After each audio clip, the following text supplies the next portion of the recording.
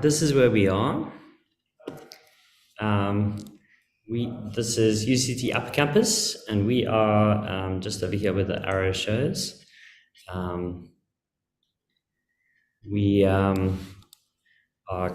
kind of at the back of campus, just in this position. And the current incarnation of the electron microscope unit looks like this. Sorry, I'm just hiding that thing. There we go. Okay, it's kind of in my way. Oops, sorry. So we're in a brand new building.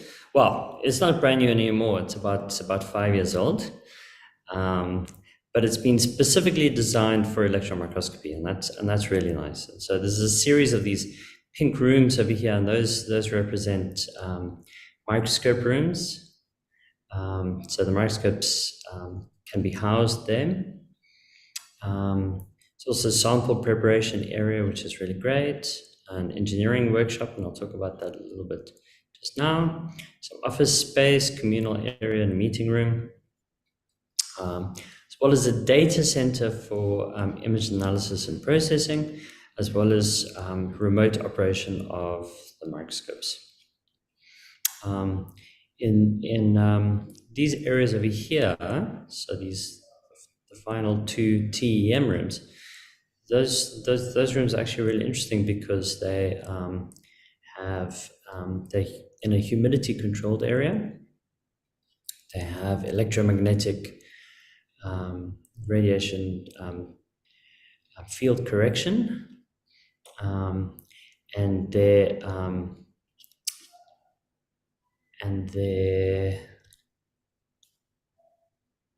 sorry, this is not working. There we go. And they're completely isolated from the rest of the building, and so they are very resistant to vibration. So there's a lot of infrastructure that's now being put into position. And the instrumentation that we have a variety of different techniques that we can do and we can use. And that extends from a confocal Raman system, which can actually connect to one of our scanning electron microscopes. So we can do some correlative Raman and SEM imaging, as well as some other SEMs. So, and those have detectors like EDS detectors. We can do EBSD. So there are a variety of different techniques that can be done there. But what I'm going to be talking about today are the TEMs. So the cryo-EM that we do is single particle cryo-EM using TEM. Down here at the bottom, for cryo-EM sample preparation, we have a variety of different instruments that are accessible to users of the electron microscope unit. The one is a high pressure freezer. So if you have cellular material, bacteria or eukaryotic cells that you want to freeze, you can do that using high pressure so that you don't get ice crystal formation to damage the cells. Those can then be cryo-sectioned or freeze substituted and embedded in resin. For the work that I'm going to be talking about today, I use this instrument over here, which is called a Vitrobot. And so the Vitrobot takes a sample which is a macromolecule that's in solution. So something like a virus or a protein or a protein in nucleic acid complex or something like that, and that's in solution. And that can then be rapidly cooled down so that it vitrifies. And when it vitrifies, it doesn't form ice, and then it can go into the microscope. So that's the instrument that is relevant for the talk today.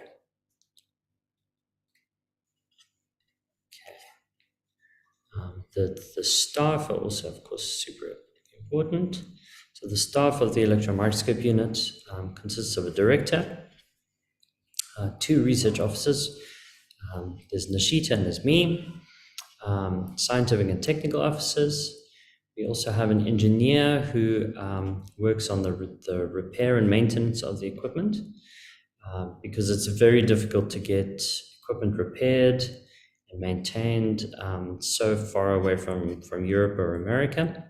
So to get spare parts, I think, takes a long time, and the technicians are not that well trained.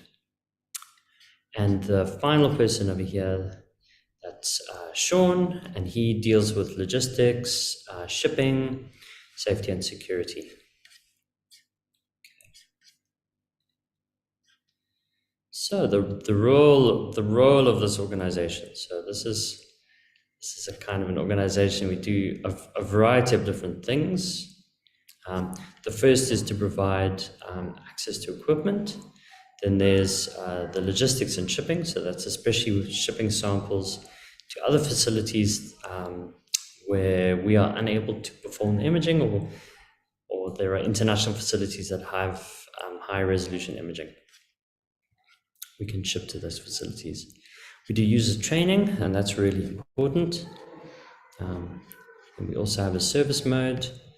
We do formal teaching, so that's teaching into formal courses. People get credits based on the training that they've done, and that's for degree purposes.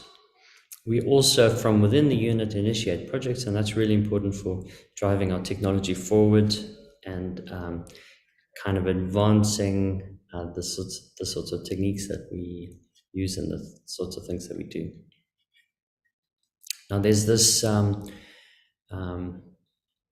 quote. I think it comes from, in any case, one of these kind of investor sorts, and he says, "Well, you should make a list of all the things that you want to do. So if you, have a particular role or a particular job, you make a long list."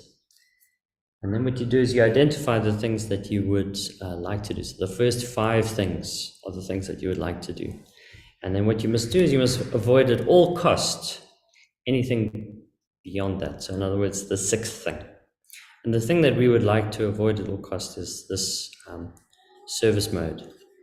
Because the service mode is really a situation where users will send samples and they're not really engaging with the samples in general.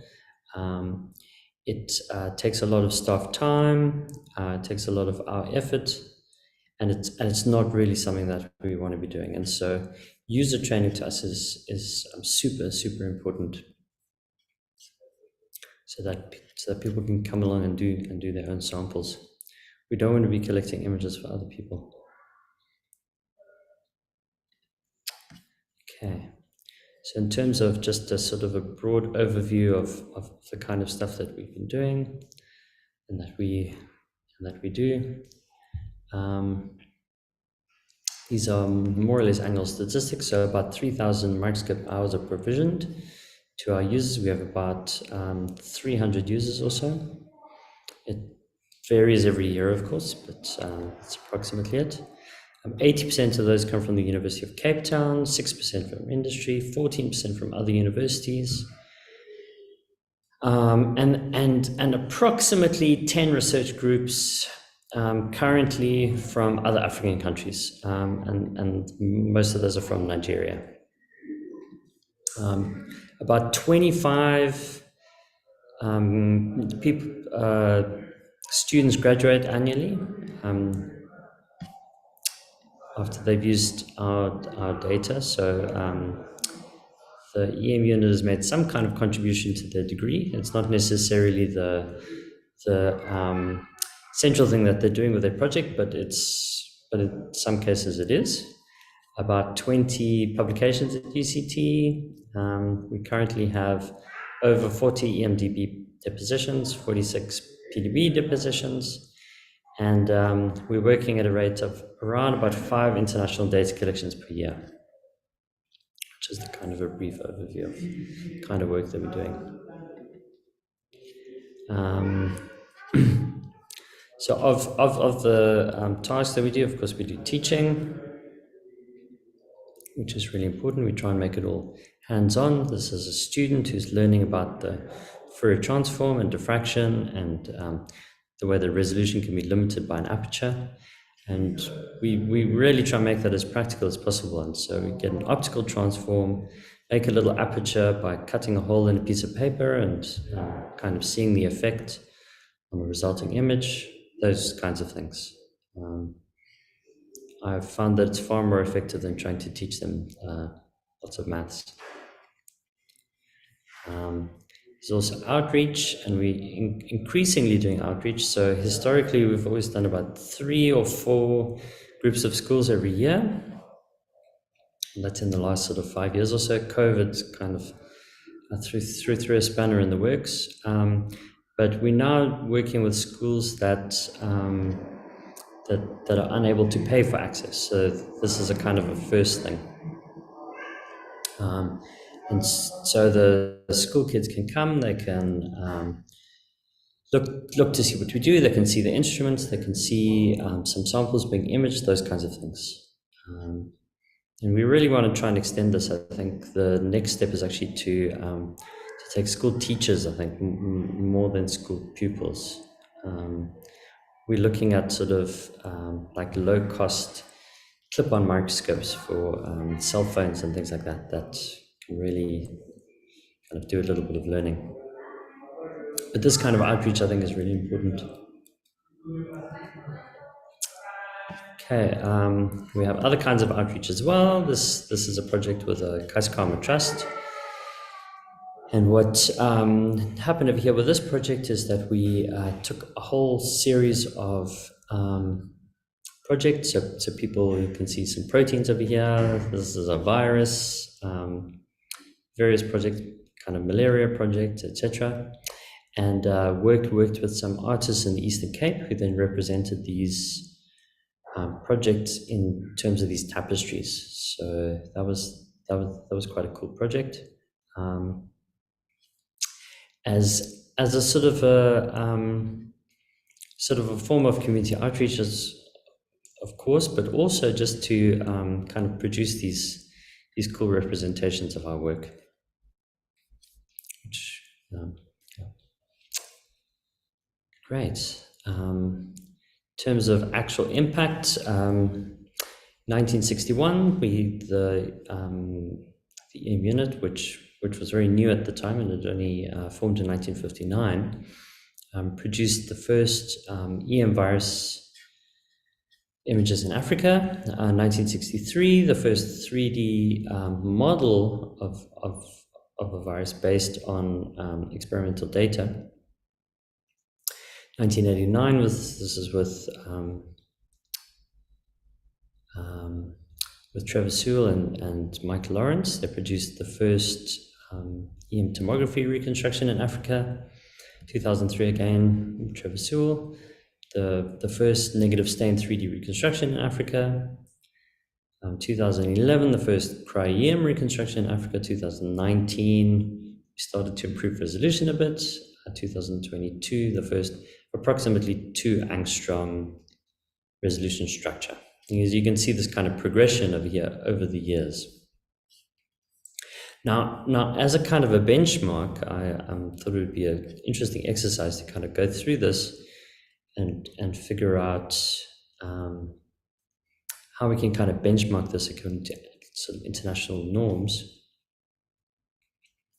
So one way of doing that is to kind of just look to see the sort of the insight that you get from each of the reconstructions. So these are kind of historic reconstructions. This goes all the way from 2003, from the first to kind of a time just before we started doing high resolution cryo-EM, and various reconstructions from various people's projects.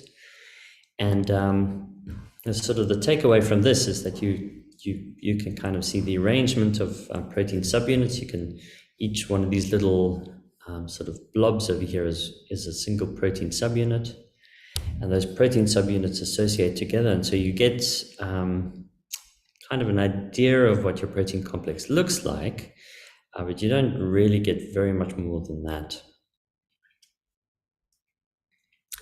Now, to sort of put this in context, what I've done over here is I've plotted the date that a particular milestone was reached by researchers in the EM unit. So in other words, that's along this axis over here. So along the x-axis along here. You can see time is moving forward from 1950 to 2020. And then I compared that particular technique that was done at UCT, or in the EM unit, with the first instance that it was done internationally. So in other words, with that first negative standard reconstruction, which is shown over here in A, that first negative standard reconstruction was done 1 year after the technique was invented. So the technique was invented in 1959 by Sidney Brenner. 1 year later, in 1960, UCT researchers were doing it. And so that's pretty good. It means that UCT researchers are really working on the cutting edge. They're a year away from the first publication of that particular technique. That's really great. The first 3D model, which is now shown in B, that's from EM data. The 3D model is now produced. You can see we're getting a little bit older. So in other words, internationally that happened in 1960, but we only did that in 1963 or so, I guess. Well, not we, researchers in the EM unit. I wasn't alive then. And so things are getting older.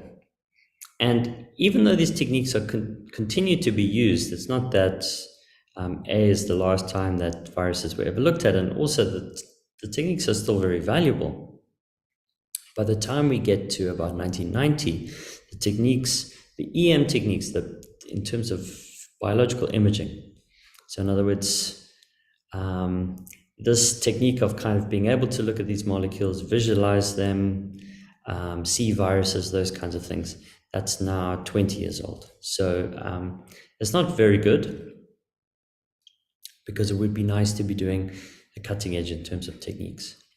But by the time we get to the first negative stain reconstruction, which is D, which is just before I arrived in the electron microscope unit, that technique again is more or less 20 years old. The first cryo-EM reconstruction, E over here, again, it's about 20 years old. But more recently, we've been pulling back.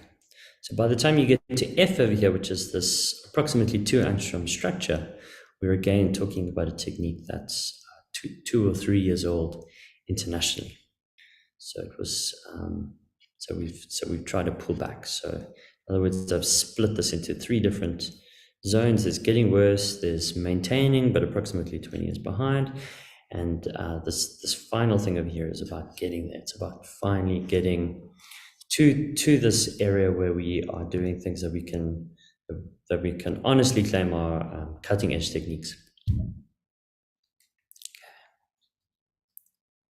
Now, one of the things that's happened over time, so in terms of the cause of all of this, is that there's been an improvement in institutional support within the EM unit. So that's been a kind of gradual procedure from 1959 over here, when there was a single technician who worked part-time operating microscopes, to this situation that we have at the moment with 7 members of staff in a nice building, and more instrumentation, etc. So things have improved. But you'll notice that there hasn't been a steady improvement in the techniques that we're doing in terms of the age of the techniques with this institutional support. So the institutional support is necessary. I think it's an absolute requirement, but it doesn't necessarily mean that you'll have success. There are other factors involved. In red over here, I've plotted the age of the instruments.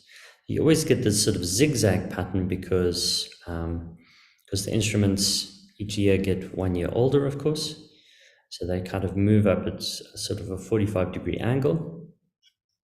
And then as soon as you buy a new instrument, or a second-hand instrument in many cases, it kind of zigzags down again because because nobody really uses the older instrument anymore. They kind of, the cutting edge instrument is now the newer one, and so you get this sort of zigzag pattern. So the closer the red line is to the to this baseline, the newer it is. And you can see that the instruments are the best instrument for doing this kind of work is about 20 years old currently. And yet we're still managing to do work that is 2 or 3 years away from the world's best. So instruments are certainly important.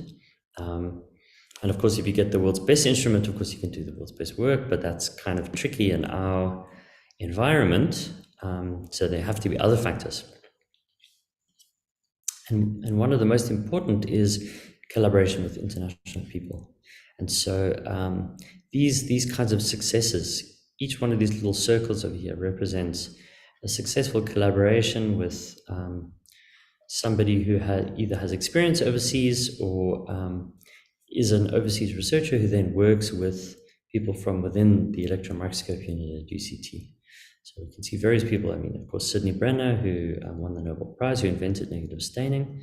Aaron Klug, who invented the technique for actually reconstructing proteins in 3 dimensions. Mike Lawrence, who had come from the MRC. Trevor Sewell, who had done some work at Birkbeck. He then continued to work with Helen Sable, who then assisted him in terms of learning these kinds of techniques. And more recently, it's been a really great collaboration with Diamond Light Source. And you know, these collaborations are crucial, but I think they really have to be supported with funding, and that's really the 4th element of this whole thing. So these orange bands over here are periods where there was good funding, and there was a lot of stuff that went forward. This very thick band over here is one that happened a while ago, but a lot of people who were involved in Colloquium later on were trained through this particular program. So the first program was this Carnegie grant, which funded 23 MSCs, 9 PhDs, and 12 honors students. And there was a lot of training in Colloquium through this project. It was driven by Trevor Sewell. The next was the START project. So many people in this meeting were actually involved in that. So that was also crucially important. And the latest is this project over here, which is funded by the Jan Zuckerberg Initiative. And we got funding for this project called Colloquium Training for Southern Africa, which ends at the end of 2024, but we actually have a lot of funding, so we'll be able to go on for longer than that. And hopefully we'll be able to renew it, actually. And actually, while I'm thinking about it, if there's anybody interested in applying for this, or if anybody is interested in getting involved, you can go to the EMU website, which is this emu.uct.ac.za, to find out more and apply. So far, we've had some success with this training program. And so the way that we're running it is that people are bringing their own samples, and we're taking them then through the process of preparing the samples, optimizing them, collecting data, and processing the data. And we actually do that on the person's own sample, on their own project. And these are all examples of protein structures that have been determined through that program. So that's been quite nice. Most of them have ended up being relatively low resolution, and that's not really so much about not having the kind of capacity to do high resolution data. It's generally about the amount of time that we're allocating, and so people only are working on these projects for about 2 to 3 weeks, which is not really enough time to determine high resolution structures. So with this project over here, which is this 5.3 angstrom Colloquium structure, that that took a little bit longer. And so this student was involved for like another month or so, which was then enough to do this. But in general, people have other things to do and they've got their own projects to work on. And in many cases, in fact, this is actually the insight that they need. So for instance, with this project over here, it's this project with this AP205 nanoparticle. And the idea behind that was to decorate it with GP140 to use as a vaccine. And what they were really interested in is whether or not the GP140 was binding or not. And so you can see the AP205 nanoparticle over here without any GP140. And then after having kind of added the GP140 to it, you get this sort of region over here of density, which is the right size for GP140. It's the same with these Mi3 nanoparticles over here. So you can see again GP140 bound to them, and you can clearly see that the GP140 is there. So what the question is not really what the structure of GP140 is, because everybody knows, or what the structure of Mi3 is, because it's already been determined. They want to know whether or not their particle is bound, and where it's bound, and how it's bound, and how flexibly. And so you can often answer these things quite simply. And so we just leave the projects there then, once the projects have been answered, once the research questions have been answered. Okay. So that kind of brought us up to about 2018, and 2019 was the first cryo reconstruction, high resolution cryo reconstruction that was published.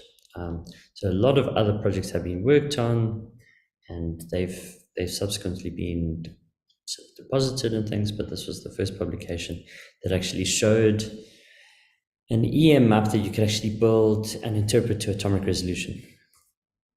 So the density itself was kind of reasonable. I think it was something like 3.4 angstroms or so.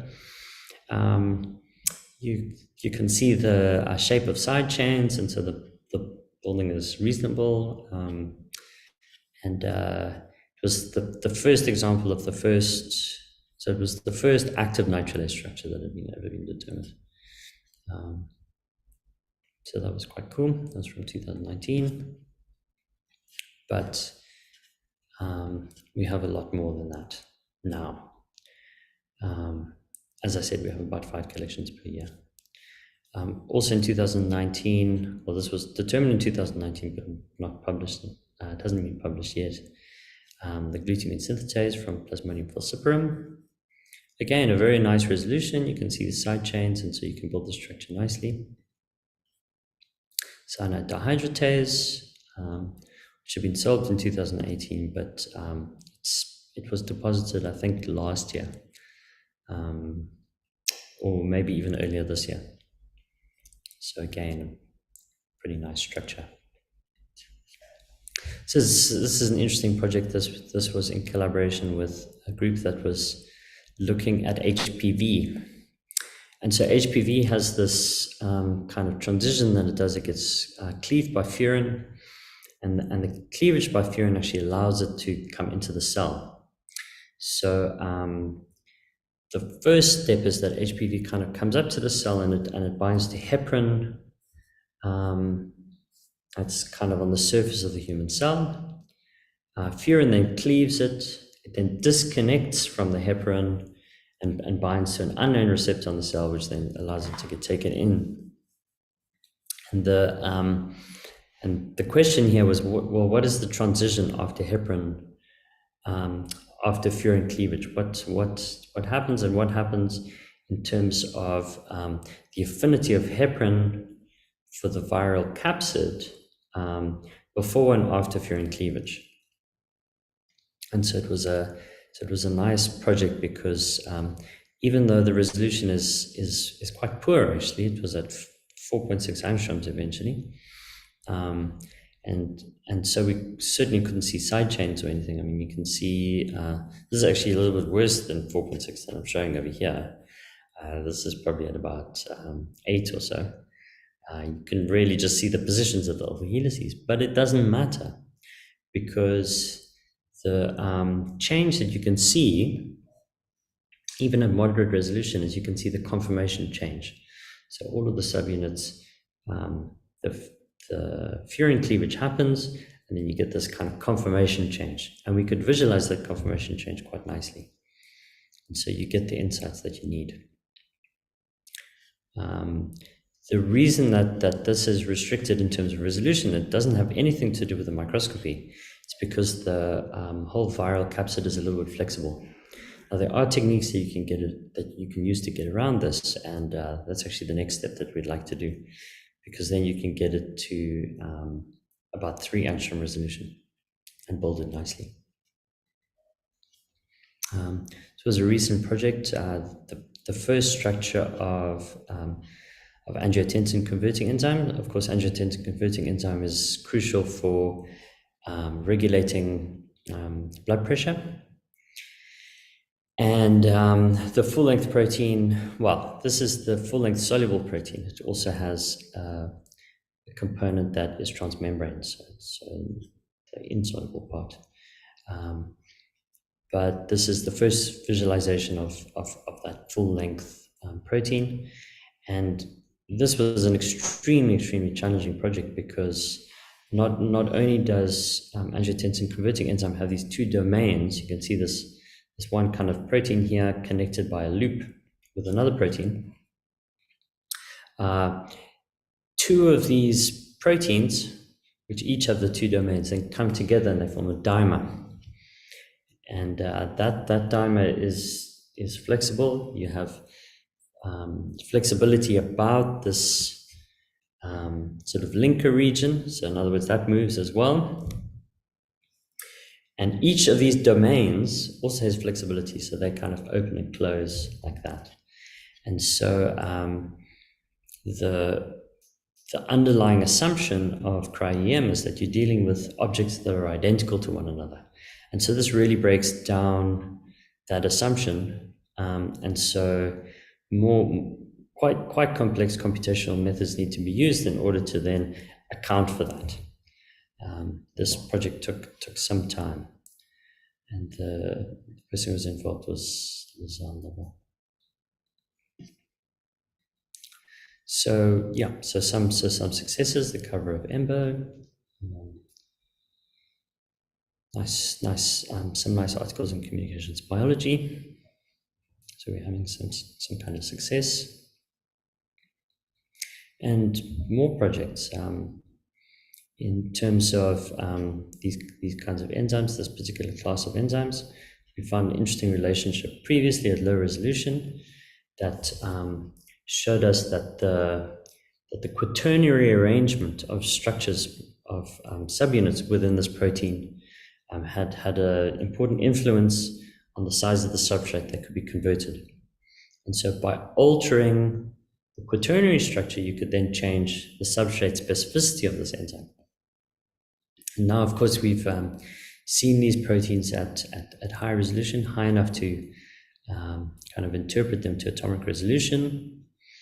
And what we see is we can actually measure the size of the binding pocket, and we get a very nice correlation between the size of the binding pocket and this parameter here, which is called helical twist, which is a measure of this quaternary structure. So this particular protein forms these filaments. Yeah, in terms of where we're going, this has become a relatively common result now, where you can sort of distinctly see side chains, and the resolution is a bit better. This is at about 2.2 angstrom resolution or so. And so you can get a visualization of the whole protein complex, which is nice. This is a nice big one. You can pick out an individual protein subunit, which is shown over here in red. And then if we want to look at how well it fits in terms of the atomic resolution, we can just pick out one sort of little loop in terms of this. You can see that we can actually interpret it very nicely in terms of atoms. And so kind of technically it's working very well. the scientific question that was around this project is actually quite interesting. These holes over here have to accept the substrates, but the strange thing is that there's a converting enzyme that sits inside this kind of shell that looks almost like a virus. So the protein that sits in the inside actually does the conversion, does the catalytic conversion. But the strange thing is that in some cases the substrates are too large to actually fit through this hole. And so somehow the substrates are getting converted by the enzyme, but there's no apparent way that they can access them. And so we can visualize, exactly how big the hole is. We can visualize how big the substrate is, and we can also try and figure out how these kinds of things happen. And so what we always try and do, especially with the research that's actually happening within the EM unit, is that there's this very strong connection between the functional assays and the structures. The point of determining the structures is to try and figure out how these proteins function. And so it's very important to do experiments in both directions. So the structural work should inform the catalytic assays and the other functional work, and vice versa. Okay. And I just put these slides over here just to show that even though we are doing high resolution work, much of the work that we do is not necessarily high resolution, because you can get the scientific answers that you need in some cases without having to go to high resolution. It depends on what the question is.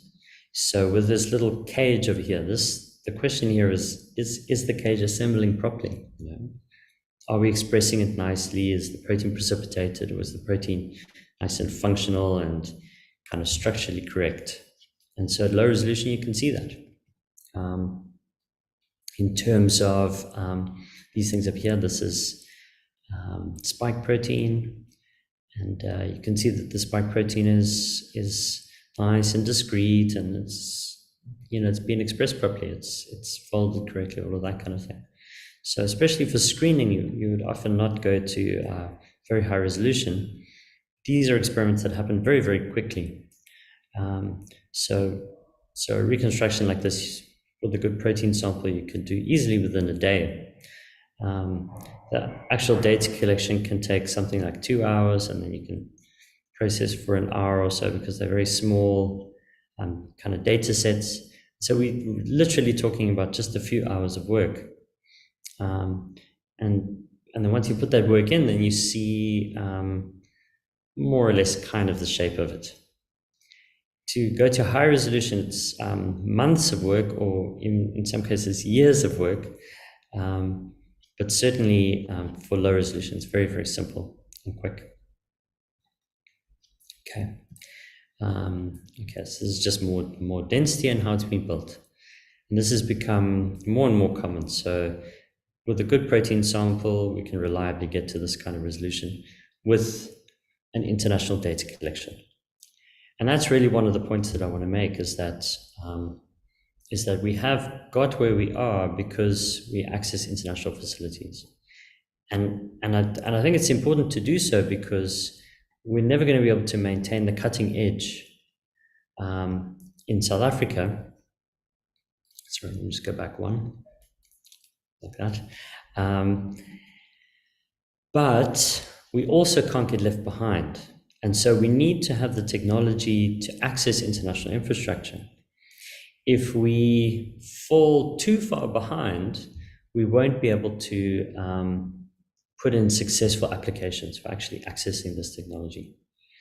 And so one of the big risks that we have in South Africa is that, with a single instrument going down or something like that, something breaking, we can literally have everything that we've been building up over the last however many years just immediately falling down to nothing, because if you don't have an instrument that you can do adequate screening on, then you can't access the international facilities, then you can't collect your data anymore. So this has become quite common for us, but of course it's always at risk. Okay. This is an experiment that's, this is kind of an interesting experiment. So one of the things that we're doing, this is in terms of low resolution work, is looking at proteomic samples. And so the sample preparation over here is quite nice, because you can take, in this case over here, you can take bacteria, you can apply something to them so that they have some sort of physiological response. And once you've had that physiological response, you can analyze them in a variety of ways, including mass spec. So you can see differences in the proteins that are being expressed, the proteins that are present in the cell. But you can also do electron microscopy. So you can take the proteomic sample, instead of purifying each protein, you can just take a mix of proteins and simultaneously reconstruct a variety of different proteins. So this is a technique that I've become quite enthusiastic about, and I'd like to push it a bit further. I think it solves one of the problems in cryo-EM, which is good sample preparation. If you can use proteomic samples, it means that it opens up the door to a lot more samples, and it makes sample preparation very, very simple. So here are the resulting reconstructions. So this is with a single sample of a bacterial cell, and you can just basically see the protein complexes that exist inside the cytoplasm. So just to get back to what I was saying before about accessing these international facilities, I mean, that is an important thing. A lot of investment has taken place overseas in terms of investing in the best facilities and the best equipment and the best microscopes. But if we look at this map over here, we see the distribution of high-end microscopes around the world. And there are individual labs in Europe and America that have multiple very high-resolution microscopes. So the kind of microscopes that we can only access by going overseas. And you'll notice that in Africa, the entirety of the African continent, there is not a single one of these microscopes. So any person in Africa who wants to do any kind of high-resolution cryo-EM has to travel elsewhere in order to collect the data. Now that has worked for us so far, but of course if we want to expand this kind of enterprise and get more universities involved and more researchers involved and get more projects done, the reality is that we're going to, at some point, need to have a high-resolution cryo-EM somewhere in Africa. And I think the logical place for that is going to be in South Africa. And even in terms of South Africa, I think the logical place is going to be at UCT, because we have the staff and the facilities and the experience to do this. And what I've had, so I've had discussions with a funder who's agreed in principle to fund people to come along and use the instrumentation when it's in Cape Town. And I think that's really important, so that you can say that somebody who's working at WITS, who produces a sample, somebody's working in Pretoria, somebody's working in Durban, anywhere in South Africa, they can actually be funded to come down to Cape Town and have the microscope time be free, have their accommodation and their living expenses free to actually use this type of instrumentation. So I think that's a crucial step. The big problem that we're facing is that we're unable to actually fund the microscope. So that's really the greatest challenge. That's what we're trying to do at the moment. Okay. So that's just to make that point again. The second point here is that every project that we propose has to be approved internationally. Now, currently that's fine because we're coming up with projects that everybody agrees with. But as soon as priorities change, we could kind of see that with COVID. As soon as COVID happens, potentially COVID is a huge problem in Europe and America, and all access is then rerouted and it's devoted to only dealing with that one problem. We can have different problems, and we clearly do have different problems. There are different diseases that affect Africa. There are different problems that people in South Africa have, and the priorities are different. And so one of the issues with always getting prior approval kind of internationally is that kind of other people are assessing things based on the issues that they think are important. And our issues may well be different. Okay. So the facility that we would like to put together, this is a kind of a dream. We would like the possibility of people coming to this facility where they can use this high-end cryo-EM and they could get results, but that they don't need to become specialists. They don't need to become specialist cryo-EM people. So we're talking about automated data collection, and we're talking about assistance with processing. We would like it preferably to be free to access after a peer review system. Now that, of course, requires funders to get on board with that, which is potential. It can potentially happen, but we of course don't have the microscope yet, so we haven't been able to get anything on paper. We've only got verbal agreement to this.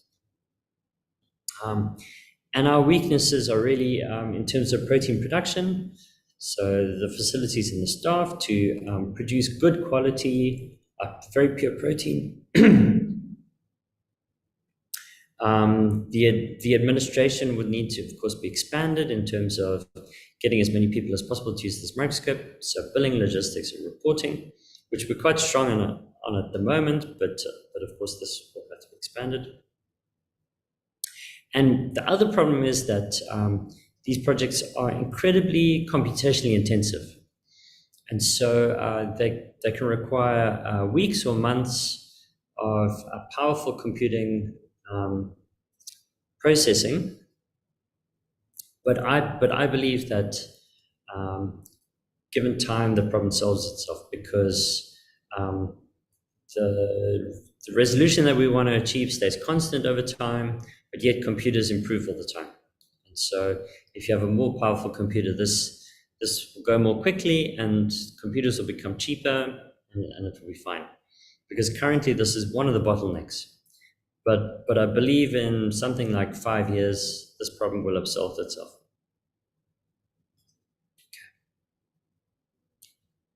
I mean, in order to achieve this, of course, we need large-scale national buy-in from people who are interested in doing this kind of work. So people who want to do these kinds of projects. And the sort of model that I like to look at this as is something like a synchrotron line. So it's a facility that people can come to, and there's a lot of action going around there, researchers assisting one another, or at least having discussions with one another, but not on the same scale and the same expense as a synchrotron. The importance of cryo-EM, it's predicted to overtake X-ray crystallography. I think the prediction at the moment is about 2024 in terms of the number of structures solved per year. The structures do take a bit longer to actually go through and solve, of course. But because you don't need crystals, it makes things a little bit easier. And so there are advantages and disadvantages if you compare EM and X-ray crystallography. In some cases, X-ray crystallography is, of course, very important. It'll be probably the dominant technique for a while, but EM is certainly very, very close at the moment. And this is the last thing. It's just some acknowledgements to funders and people that have worked on these kinds of projects.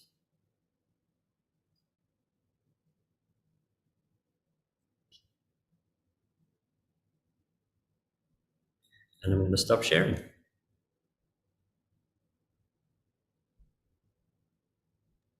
Thank you very much, Jeremy.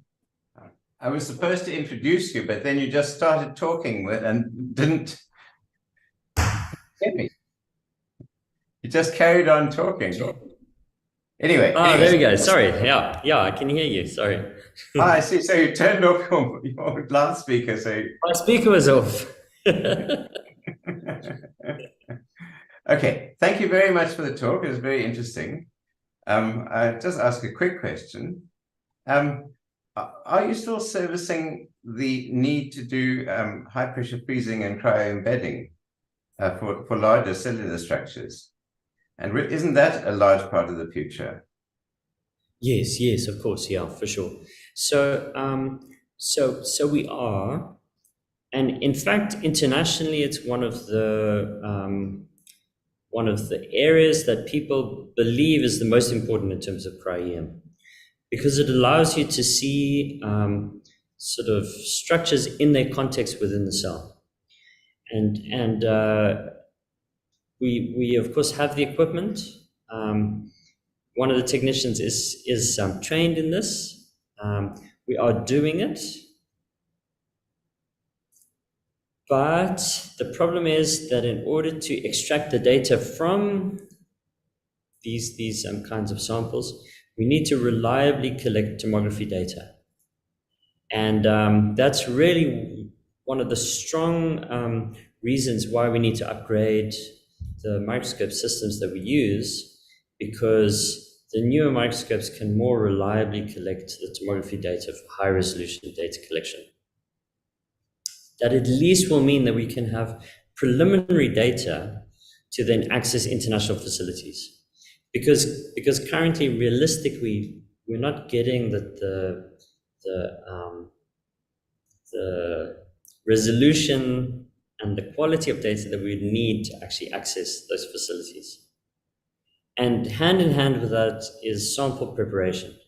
So in terms of the sort of 5 to 10 year vision, the idea is a new cryo-EM, so a modern cryo-EM, and a modern FibSim.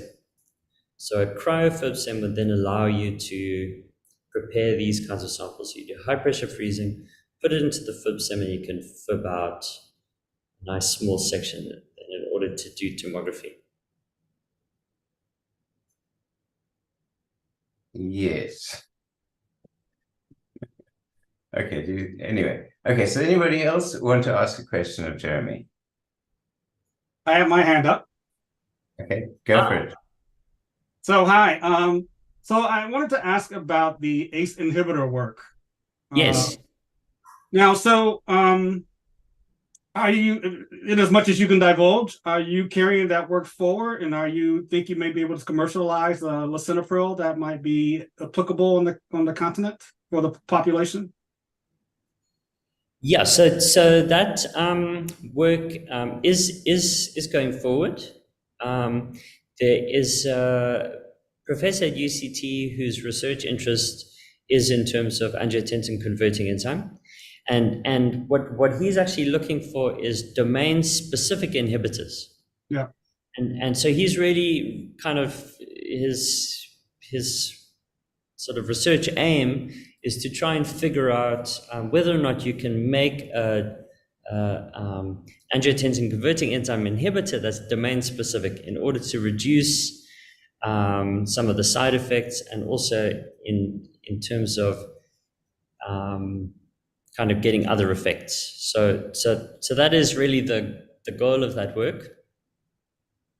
In terms of moving forward with it, I guess the next thing would be to put in a nice inhibitor and to do another cryo-EM structure. The only issue is that the cryo-EM structure is technically very challenging to get, just because of all the flexibility. Can I make a comment, Lawrence? Yeah. Jeremy?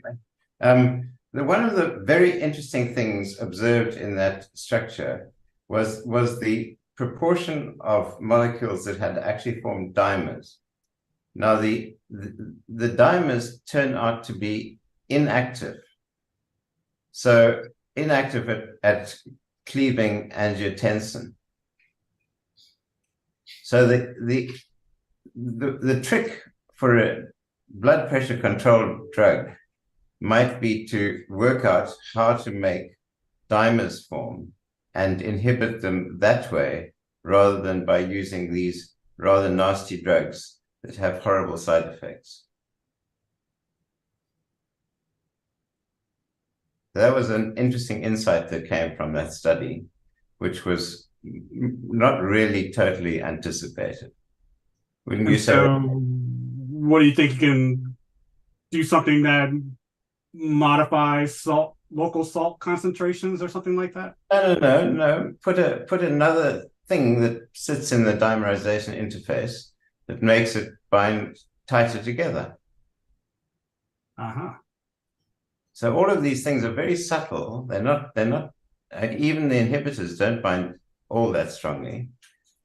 And so it's a very subtle business, this blood pressure control.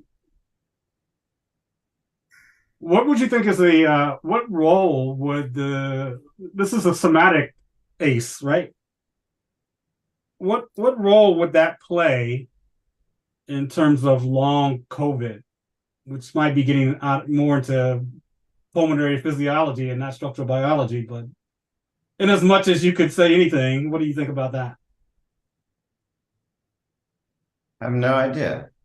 Mm-hmm. I've divorced the two different domains of study. Wow. And I mean, there's the interesting thing is that the other thing that has come out of all of these studies on ACE, and it must be said that structure, that full somatic ACE structure, was the first time that we've actually observed the glycosylations. We've actually observed the glycan side chains. But the thing that we'd worked out previously was that it was the actual vibration of the molecule that opened and closed the active site. And the drugs bound in, and they bound in differentially because of the different vibrational modes in each of the different subunits. And now we'd never actually been in a position to compute the vibrational modes correctly, but we observed them directly in the cryo-EM structure, which was terribly exciting. So a huge amount came out of that structure. It's a wonderful paper. Please read it. Okay. All right. I have another line of inquiry if there's no other questions, then you got time. Great, perfect. Okay, so now getting back to the center and the kind of facility that you want. Yeah. You want to upgrade the current microscope that you have. Exactly, yeah. And this is, I guess you want to get to Glacios, or you want to go all the way to Cryos? Glacius. Okay. And they run like what, 10 million each? Or 2 million US dollars? In terms of rands, it's it'll be about 80 million rands now with the exchange rate. Mm-hmm. What is that in US dollars? That is. Let me calculate, because there's always something going on in the marketplace. It's 4 million. 4 million US dollars? It's about 4 million US dollars, yeah. But did you read PNAS? Did you read PNAS yesterday?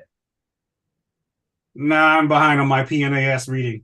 Ah, Lawrence. Okay, so Russo at the MRC labs in Cambridge has published the design of their new poor man's cryo microscope, which is not yet been delivered to a fabricator, but it has very interesting features. It's 100 kV.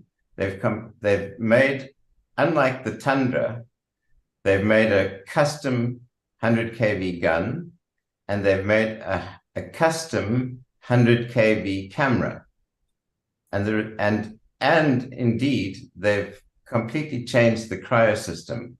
So it's an extraordinary machine, and it is going to put, well, they said at $500,000 would be the price of one of these instruments were to be fabricated by one of the major microscope manufacturers. That sounds a little like you get what you pay for, but but I haven't read the paper. So I mean, that's quite a reduction in costs. Yeah, yes, and indeed, for single particle work, it seems that if you listen to what Jeremy said, most of the structures are not don't need to be solved at super high resolution to get the insights that are necessary. So this will be a machine that will give you single particle structures at $500,000. The problem is that it prevents you from doing tomography. The problem is that there are a lot of things that you can't do with it, but it's a specialist machine for doing single particle work. That's all it. Yeah. It's not a fancy microscope that's going to sing and dance for you. It's simply a machine for doing single particle work. For sure. Sounds like well, problem is getting even the $500,000 out of the government, right? So our biggest problem is how do we convince government that structural biology is worth investing into? So I mean, is there an argument, a successful argument to make that say that South Africa could make with itself and other governments on the continent or other governments in, like, say, in BRICS, and say, why don't we all buy a microscope and we can get some economies of scale?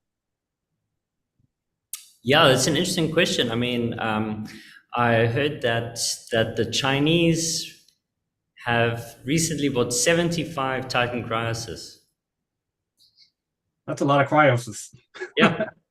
And think how the facility for manufacturing them would be completely log jammed. Nobody else in the world would be able to buy them for years. Yeah. So the Chinese are ordering 75. So in terms of BRICS, they can just send one of those over. Or we can all go to China. Oh, yeah, right. We can all go to China. The issue is that you know, some samples can't be transported. Right. And some scientific work won't be funded there and whatever. I mean, so in other words, it's important to have something geographically located in Africa, especially with things like agricultural viruses, which, I mean, you can easily kind of transport within the continent, image and get kind of great results, but you could never transport those things without sort of special approvals. Yes, like smuggling in horse sickness virus into Frankfurt. Yes, exactly. Or even just beyond the biological arguments, but just customs and visas. Yes, exactly, yeah, for sure. We have a colleague that is at the University of West Indies, that's in Barbados. Yeah. Long story short, she has been stuck here in the United States for a number of weeks, separated from her samples, and nobody knows nothing. Yeah, it's crazy. Yeah, for sure.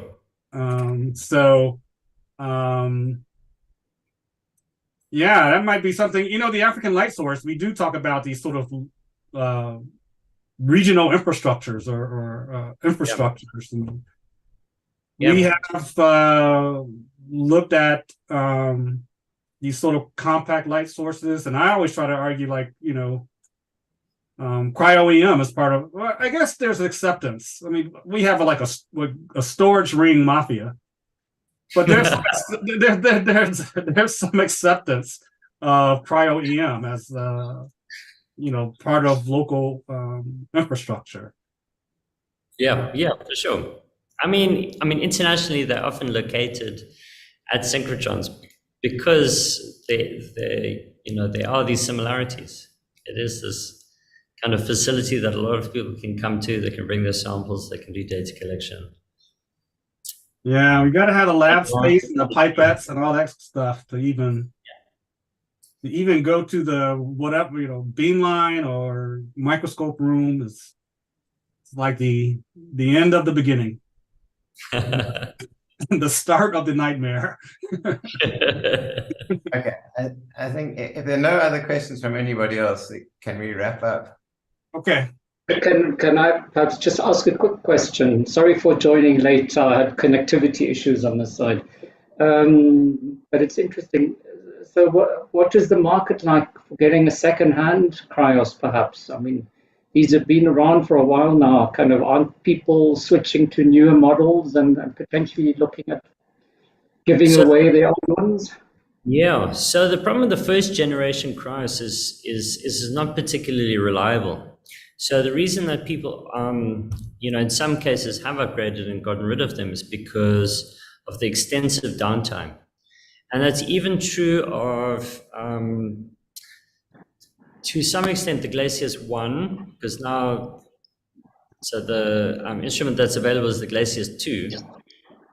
The Talos Arctica, which was the model just before that, there is a second-hand one actually available. So that has been offered to us by the agents, and the price for installation and everything else would be 30 million rand. Okay. So you're talking about less than half of the Glacius 2. The problem is that this level of instrument always sold for half as much as the Glacius in any case. Okay, so that's the first problem. And so the first generation Talos Arctica, which is what it was, cost half as much as the Glacius 1. Now they're trying to sell it to us for half the price of the Glacius 2. And this particular instrument apparently was down about 50% of the time. Okay. Okay, perhaps not the best option. Yeah. So, but, I mean, there must be others that will be coming onto the market.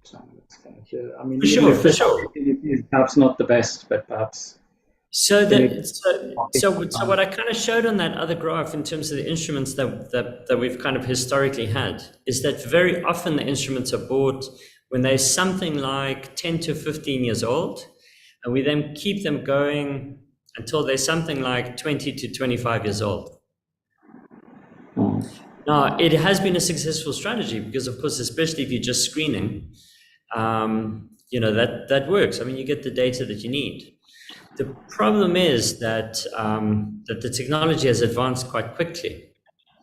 And so if you're always dealing with 20-year-old technology, I mean, 20 years is actually quite a long time. The main thing is really to get an instrument here and then really demonstrate how productive it can be. And then I think government will kind of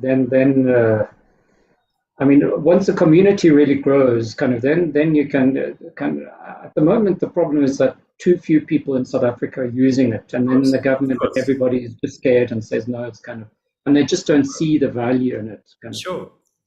If you really... So the reason that people are not using it is because there isn't one here. Yeah, exactly.